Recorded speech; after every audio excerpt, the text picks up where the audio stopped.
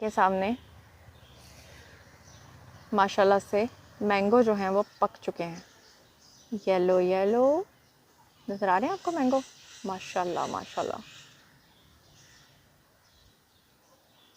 اور یہ ہمارا ایلو ویرا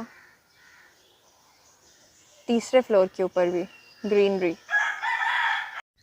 السلام علیکم مائی سوشل میڈیا فیملی. امید کرتی ہوں کہ آپ سب لوگ حفظ و امان کے ساتھ ہوں گے, خوش باش ہوں گے. میں پھر سے چھت پہ موجود ہوں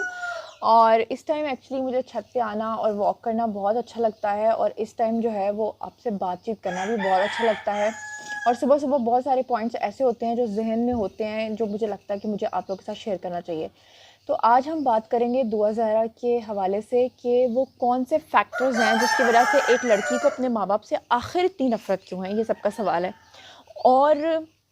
آج ہم بات کریں گے ان فیکٹرز کے اوپر جن کی وجہ سے اس نے ایک انتہائی قدم اٹھایا, اور کیا اچانک سے وہ اپنے گھر سے بھاگ گئی یا کہ کچھ عرصے کے بعد اس کو یہ احساس ہوا کہ یہ جگہ جو ہے یہ میرے لیے سیف نہیں ہے. تو آج میں آپ کو تقریباً 5 سے 6 پوائنٹس بتاؤں گی, اور ایک انتہائی اہم نقطہ یہ میں آپ کو بتاؤں گی کہ اب ہمارے جو حساس ادارے ہیں ان کی جو نئی فائنڈنگ آئی ہے اس کے اکارڈنگلی جو جھوٹے یوٹیوبرز ہیں جن کے بارے میں آپ کو بتا رہی تھی,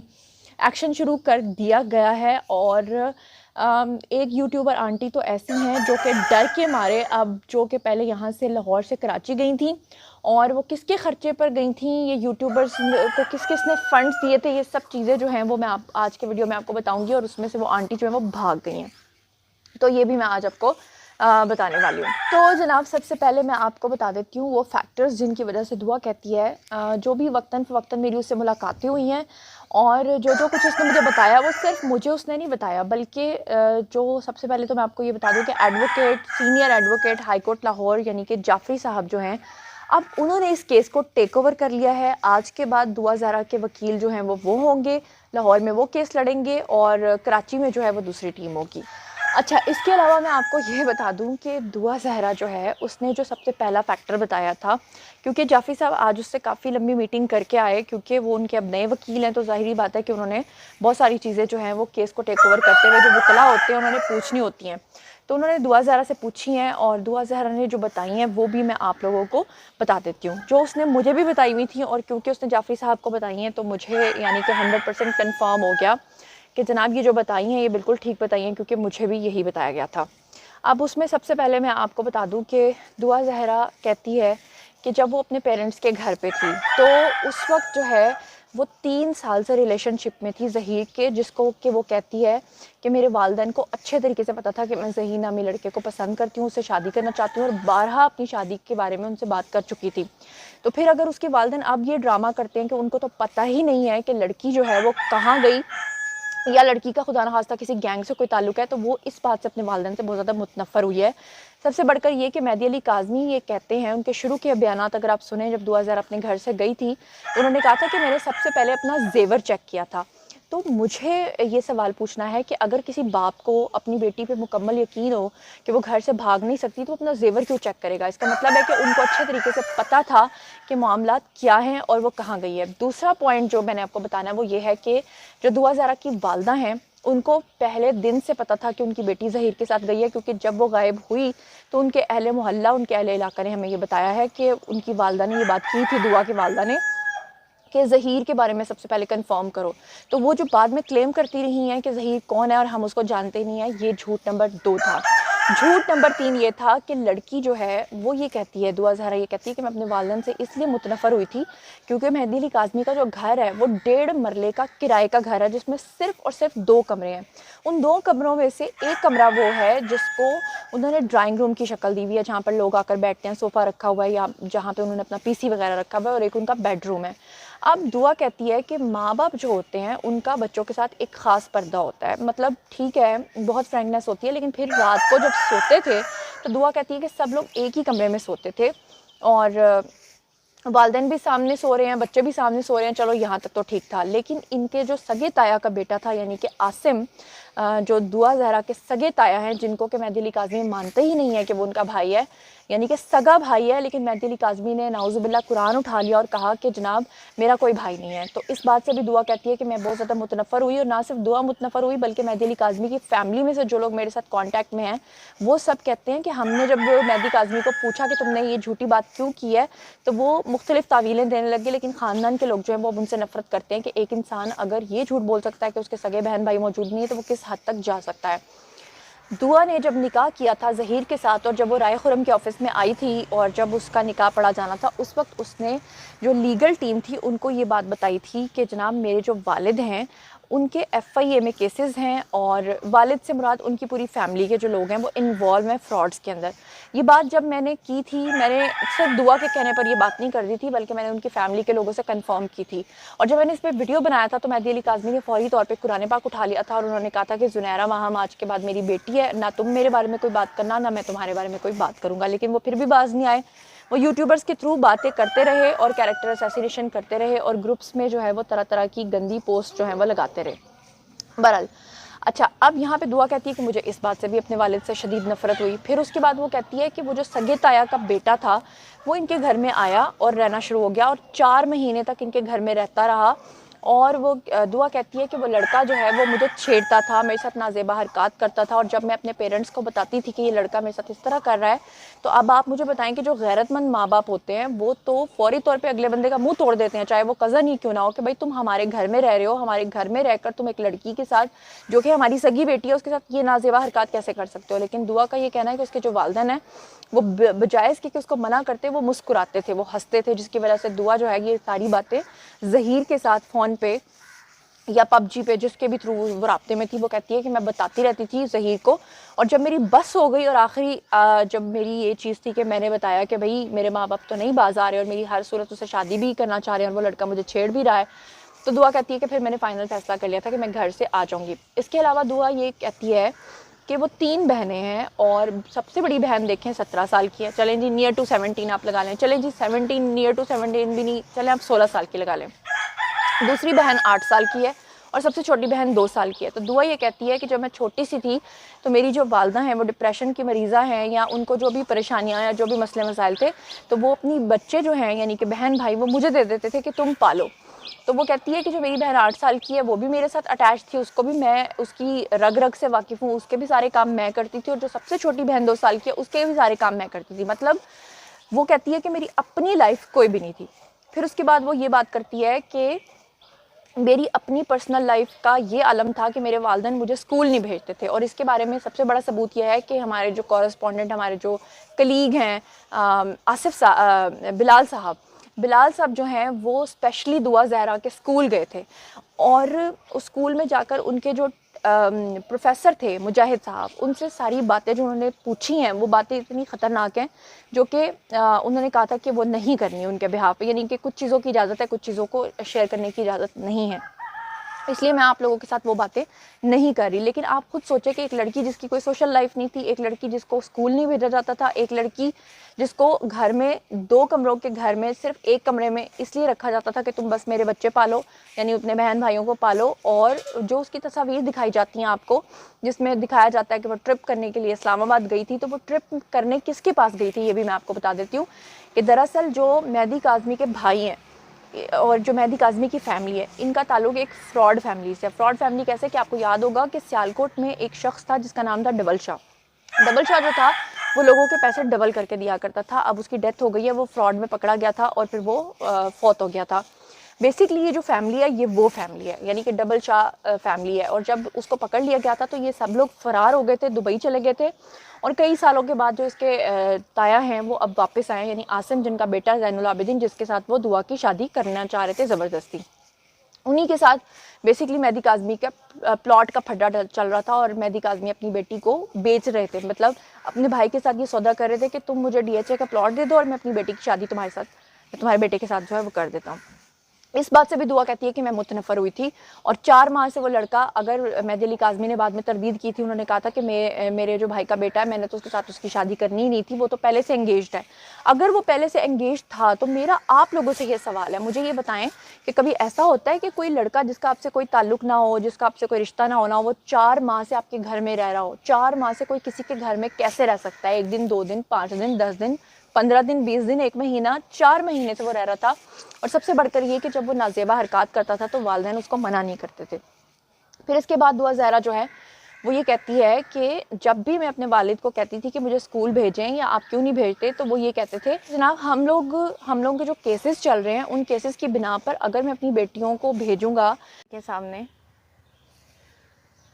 ماشاءاللہ سے مینگو جو ہیں وہ پک چکے ہیں، یلو یلو نظر آ رہے ہیں آپ کو مینگو، ماشاءاللہ ماشاءاللہ۔ اور یہ ہمارا ایلو ویرا، تیسرے فلور کے اوپر بھی گرینری۔ یعنی کہ کسی بیٹی کو بھی مہدی کاظمی جو تھے وہ اسکول نہیں بھیجتے تھے، کسی بھی بچی کو۔ اور پھر دعا کہتی ہے کہ نہ میری کوئی سوشل لائف تھی، نہ مجھے اسکول بھیجا جاتا تھا۔ اچھا اب وہ میں بتا رہی تھی آپ کو کہ جو اس کی تصویریں آئی ہیں کہ وہ پکنک منائی جا رہی ہے یا وہ کہاں پر گئے تھے، تو وہ بھی میں آپ کو بتا دیتی ہوں کہ یہ کیونکہ فراڈ فیملی ہے، تو جب یہ سب بھاگ گئے تھے یہاں سے، دبئی فرار ہو گئے تھے اور اس کے بعد یہ کراچی میں آ کے شفٹ ہو گئے تھے، تو جو مہدی علی کاظمی کی والدہ ہیں وہ کہاں رہتی ہیں؟ وہ اسلام آباد میں رہتی ہیں۔ اور اسلام آباد میں وہ کس کے ساتھ رہتی ہیں؟ مہدی علی کاظمی کی بہن کے ساتھ رہتی ہیں، سگی بہن کے ساتھ۔ یہ وہی مہدی علی کاظمی ہے جو یہ بات کرتے ہیں کہ ان کا کوئی سگا بہن بھائی موجود نہیں ہے، جو کہ سراسر جھوٹ ہے۔ اس کی وجہ میں آپ کو بتا دیتی کیوں، کہ جو مہدی علی کاظمی کے تایا یا چچا تھے، انہوں نے بیسکلی ان کو اڈاپٹ کر لیا تھا، اس لیے انہوں نے ولدیت میں اپنا نام لکھوایا تھا، اور اسی لیے ولدیت میں اپنا نام، کیونکہ ان کی کوئی اور اولاد نہیں تھی اور اپنی اولاد کے طور پہ انہوں نے ان کا نام لکھوایا تھا، تو اس لیے جو ڈاکیومنٹس ہیں جس کا وہ بڑا رونا روتے ہیں، یعنی کہ ڈاکیومنٹس میں ہیر پھیر کرنا مہدی علی کاظمی کو خوب آتا ہے۔ جیسے کہ انہوں نے اپنی بیٹی کی عمر کم لکھوائی، جیسے کہ انہوں نے اپنی ولدیت میں اپنے باپ کا نام لکھوانے کے بجائے اس باپ کا نام لکھوایا جنہوں نے ان کو اڈاپٹ کیا۔ چلو جی ٹھیک ہے، مانا لوگ ہوتے ہیں ایسے کہ جو اڈاپٹ کرتے ہیں وہ اپنی ولدیت لکھواتے ہیں، لیکن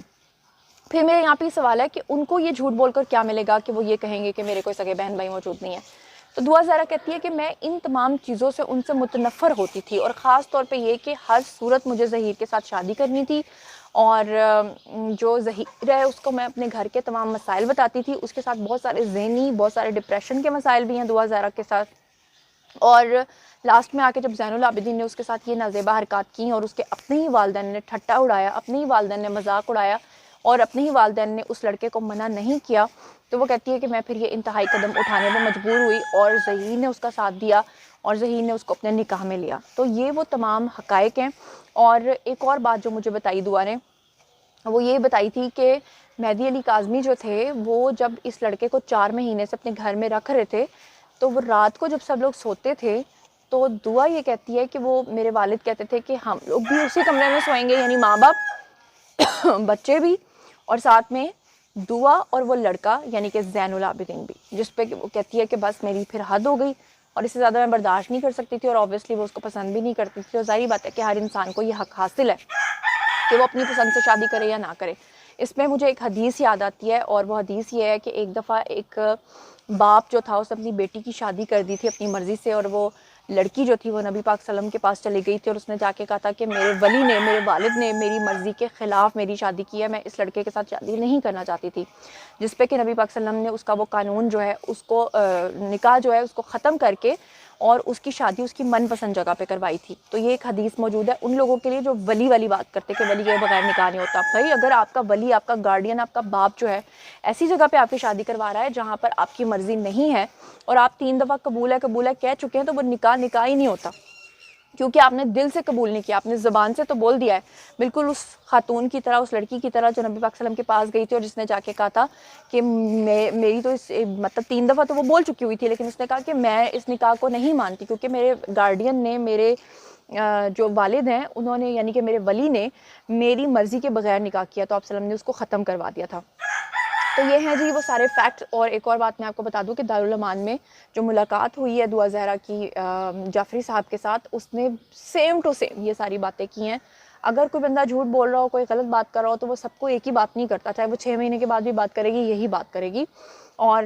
جعفری صاحب جو ہیں وہ کوشش کر رہے ہیں کہ دعا زہرا کو پرمیشن ملے کہ وہ جناب آئے اور پریس کانفرنس کرے تاکہ سارا میڈیا وہاں پر اکٹھا ہو. کافی چینلز کو وہ اپنا انٹرویو بھی دے چکی ہے. اب میں یہاں پر وہ بات کرنا چاہتی ہوں کہ جو بہت سارے لوگ کہتے ہیں کہ کبھی بھی کوئی بیٹی اپنے ماں باپ سے اتنی نفرت نہیں کر سکتی. جی بالکل, جن لڑکیوں کو یا لڑکوں کو اپنے گھروں میں نارمل ماحول ملتا ہے, پیار ملتا ہے, مان ملتا ہے, عزت ملتی ہے, وہ لوگ کبھی اپنے پیرنٹس سے جو ہے نا نفرت نہیں کرتے. جن لوگوں کے گھروں کا ماحول اب نارمل ہوتا ہے, جن بیٹیوں کو محبت نہیں ملتی یا بیٹوں کو محبت نہیں ملتی, یا جن کے گھروں میں فراڈز کی باتیں ہوتی ہیں اور جن کے گھروں میں ساری اس طرح کی چیزیں ہوتی ہیں, تو ایسی لڑکیاں ہی جو ہوتی ہیں وہ گھر سے قدم اٹھانے پہ مجبور ہوتی ہیں, یا لڑکے. اور ایک اور بڑی امپورٹنٹ بات, جو سب سے امپورٹنٹ پوائنٹ تھا جو میں مس کرنے جا رہی تھی, تو وہ بھی میں آپ کو بتا دیتی ہوں جناب, وہ کیا ہے. اور سب سے امپورٹنٹ بات جو دعا زہرا کہتی ہے وہ یہ کہتی ہے کہ ایک مرتبہ تو یہ ہوا کہ جو دعا کی 2 خالائیں ہیں, ان کی جو عمریں ہیں وہ 38 سے 40 سال کے درمیان ہیں. 2 خالائیں ایسی جن کی شادیاں نہیں ہوئیں. اور وہ کہتی ہے کہ اس کے والد یعنی کہ مہدی کاظمی کی ایک بڑی بولڈ قسم کی, نازیبا قسم کی چیٹ پکڑی گئی. کس کے ساتھ پکڑی گئی؟ اس کی اپنی سگی خالہ کے ساتھ پکڑی گئی.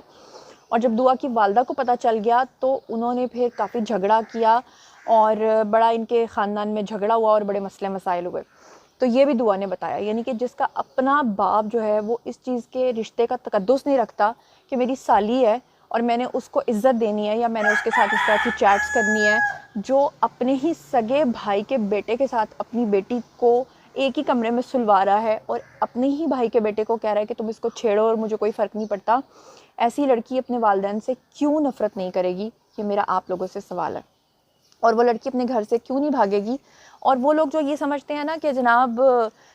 اس طرح تو لڑکیاں اپنے گھروں سے بھاگنا شروع کر دیں گی, اور زنیرہ جو ہے وہ چائلڈ میرجز کو پروموٹ کر رہی ہے, تو میں نے کبھی بھی نہیں کہا کہ دعا زہرا نے اپنے گھر سے بھاگ کر اچھا کیا. میں نے ہمیشہ یہ کہا کہ اس نے غلط طریقہ اختیار کیا ہے. اس نے ایک جائز کام یعنی کہ نکاح کو غلط طریقے سے کیا, اسے نہیں کرنا چاہیے تھا. لیکن اگر انہوں نے کر لیا ہے, انہوں نے لو میرج کی, اپنی مرضی سے شادی کی ہے, تو ان کے والد کو کوئی رائٹ نہیں پہنچتا کہ وہ ایک نارمل لڑکے کو, ایک نارمل فیملی کو جو ہے وہ گینگ کا نام دیں یا انہیں غلط کہیں, کیونکہ ان کی اپنی بیٹی جو ہے وہ جتنی قصوروار ہے اتنا ہی دوسرا کوئی شخص جو ہے وہ قصوروار ہے. تو جناب یہ تمام سوال میں آپ کے پاس چھوڑ کے جا رہی ہوں, اور ان کا فیصلہ آپ لوگوں نے کرنا ہے. اور مجھے بتائیں کہ اگر پیرنٹس اپنے بچوں کو ٹرسٹ کے ساتھ رکھیں, پیار کے ساتھ رکھیں, مان کے ساتھ رکھیں, تو ان کی بیٹیاں یا ان کے بیٹے کیوں اپنی مرضیاں کریں گے؟ مجھے اس بات کا جواب دیں, اور آپ لوگوں نے مجھے ضرور جواب دینا, ٹھیک ہے؟ میں آپ کا انتظار کر رہی ہوں. اور اسی کے ساتھ مجھے دیں اجازت, اور مزید جو چیزیں سامنے آئیں گی وہ میں آپ لوگوں کو بتاتی جاؤں گی. لیکن ایک اور چیز یہ ہے کہ آج کی صبح جو ہے وہ پولیس کراچی کی پہنچ چکی ہے, اور دعا زہرا اب جائے گی دارالامان میں, اور دارالامان جو ہے کراچی کے دارالامان جائے گی. ابھی وہ لاہور کے دارالامان میں ہے, اور وہ جھوٹے یوٹیوبرز جو یہ بات کر رہے تھے کہ جی ہم اس کا انٹرویو کر سکتے ہیں, پھر کر کے کیوں نہیں آئے؟ اور ہاں, ایک سب سے امپورٹنٹ بات تو رہ گئی ہے, وہ یہ ہے کہ بہت سارے یوٹیوبرز جو لاہور سے گئے تھے, ان کے بارے میں حساس اداروں نے معلومات لگانا شروع کر دی ہیں, اکٹھی کرنا شروع کر دی ہیں, کیونکہ ان کو لگژری گاڑیاں وہاں پر ملی ہیں, ان کو ایئر ٹکٹس ملے ہیں. وہ کہاں سے ملے ہیں, کیوں ملے ہیں؟ انہوں نے شوکت شاہانی کے ساتھ وہاں جا کے بدتمیزی کی ہے, اور اس میں سے کئی لوگوں نے اسلحہ بھی دکھایا ہے, بڑے وثوق سے کہہ رہی ہوں. اور اسی لیے اب حساس ادارے اس کی جو ہے انویسٹیگیشن کر رہے ہیں. اور ایک خاتون ایسی ہیں یوٹیوبر جو لوگوں کے ساتھ بدتمیزی کرتی ہیں اور اپنے گلے پھاڑتی ہیں, اور شوکت شاہانی کے اوپر انہوں نے الزام لگایا تھا کہ اس شخص نے مجھے چھیڑا ہے. جیسے ہی اس خاتون کو یہ پتہ چلا ہے کہ ایکشن شروع ہو گیا ہے, ڈنڈا شروع ہو گیا, تو فوری طور پہ وہ بھاگ گئی ہیں. اور میری اطلاعات کے مطابق یا تو وہ لاہور پہنچ چکی ہیں یا لاہور پہنچنے والی ہیں, لیکن لاہور پہنچ کر بھی وہ اس طرح سے بچ اس لیے نہیں پائیں گی کیونکہ جو سب کے باپ ہوتے ہیں وہ سب کا علاج کر لیتے ہیں. اور ان کے پیچھے جو خطرناک قسم کی معلومات ملی ہیں, وہ معلومات جیسے جیسے اب بریک ہوں گی میں انشاءاللہ آپ لوگوں کو اپڈیٹ کرتی جاؤں گی. اپنا بہت خیال رکھیے گا, اور میرے سوالوں کا جواب ضرور دیجیے گا اللہ نے کے بعد.